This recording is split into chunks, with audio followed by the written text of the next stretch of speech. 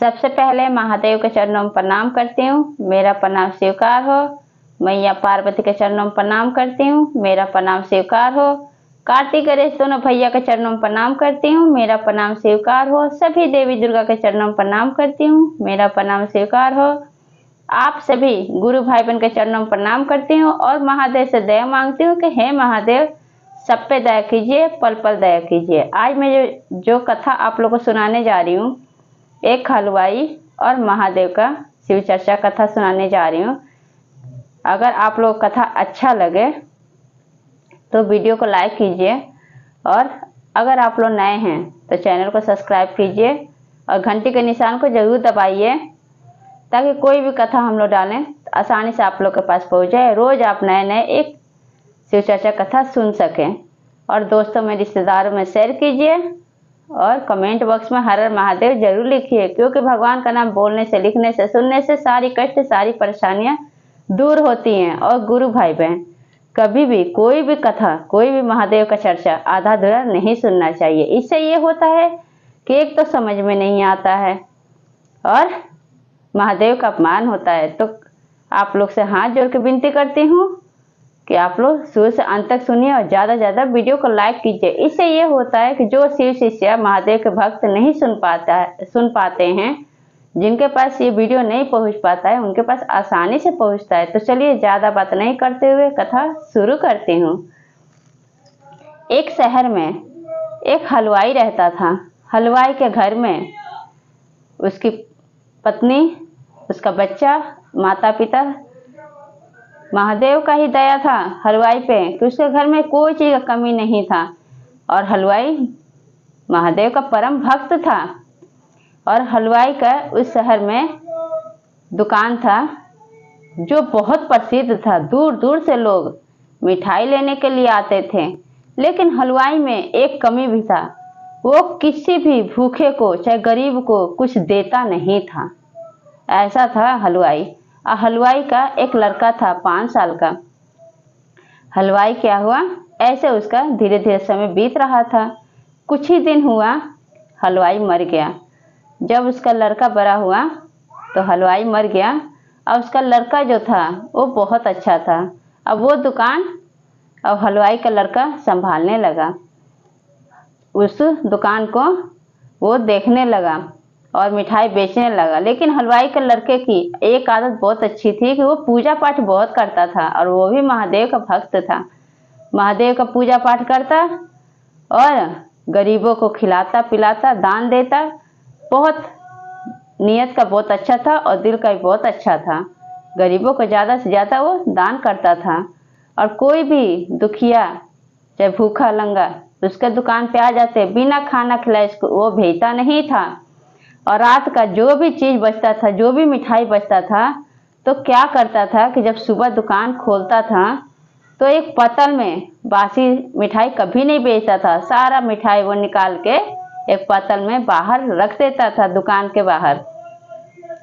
इस तरह से रोज हलवाई का लड़का करता था, नित्य प्रतिदिन हलवाई का लड़का करता था। फिर वहाँ पे एक कुत्ता था जो बराबर आता था और उस मिठाई को खाता था।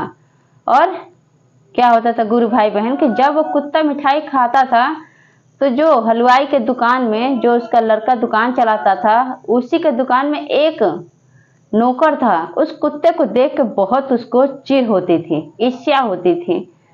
उसी समय क्या हुआ कि नारद मुनि धरती लोक पे भ्रमण करते करते करते करते जाते हैं तो क्या देखते हैं कि पतल में वहाँ पे मिठाई रखा हुआ है, लेकिन फिर भी वो नौकर जो है कुत्ते को मिठाई खाने नहीं दे रहा है, उसको डंडा से मार के भगा रहा है।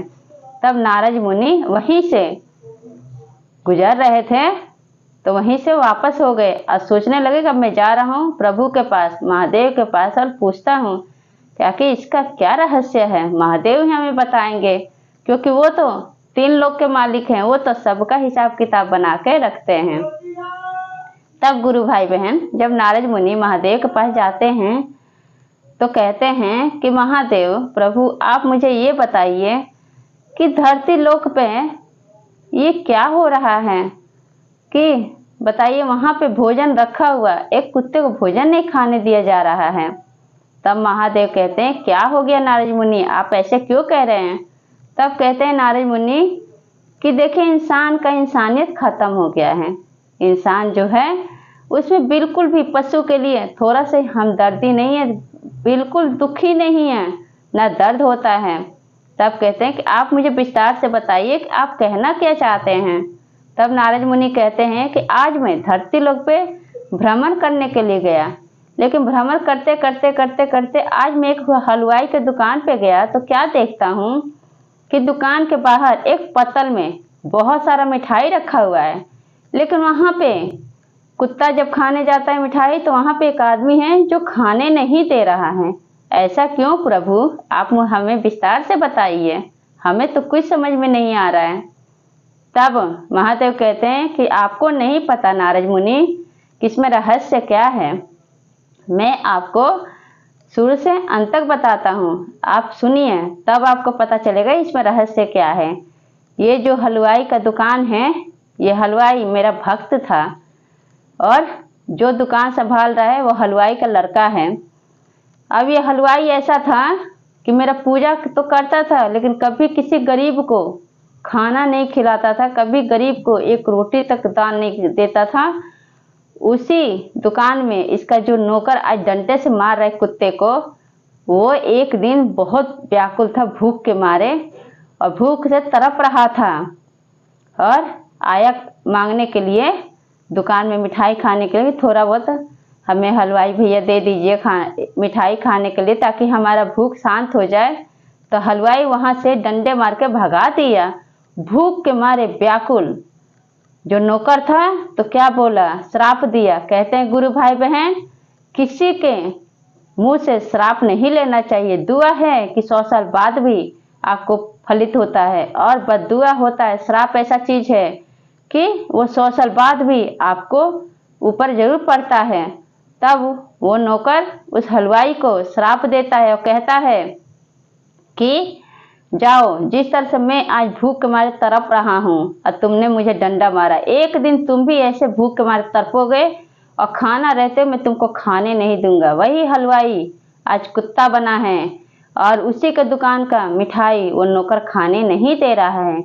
वही ये हलवाई है जो कुत्ता बना है और ये नौकर जानता है कि ये कुत्ता है, क्योंकि वो भी मेरा पूजा पाठ ज़्यादा करता है, इस वजह से उसको पता है।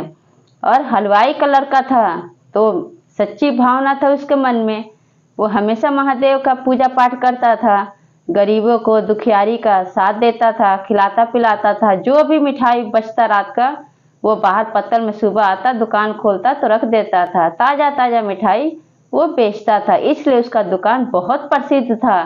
और इस तरह से नारद मुनि ने सारी कहानी उस हलवाई और कुत्ते की सुनाई। तब जाके नारद मुनि को समझ में आता है कि हाँ, श्राप कभी किसी का नहीं लेना चाहिए, दुआ लो बद्दुआ नहीं लेना चाहिए। क्योंकि कहते हैं गुरु भाई बहन कि यहाँ पे हम जो भी काम करते हैं, भगवान तो हमें माफ़ कर देते हैं, परमात्मा हमें माफ़ कर देते हैं, लेकिन हमारा कर्म जो होता है वो हमारा पीछा नहीं छोड़ता है। वो 100 साल बाद भी हमारा पीछा करते करते हमें वो कर्म भोग के इस धरती लोक से जाना पड़ता है। तो इसलिए गुरु भाई बहन, ये चर्चा आप लोगों को कैसा लगा कमेंट बॉक्स में ज़रूर बताइए और सब बोलिए हर हर महादेव, माता पार्वती की जय।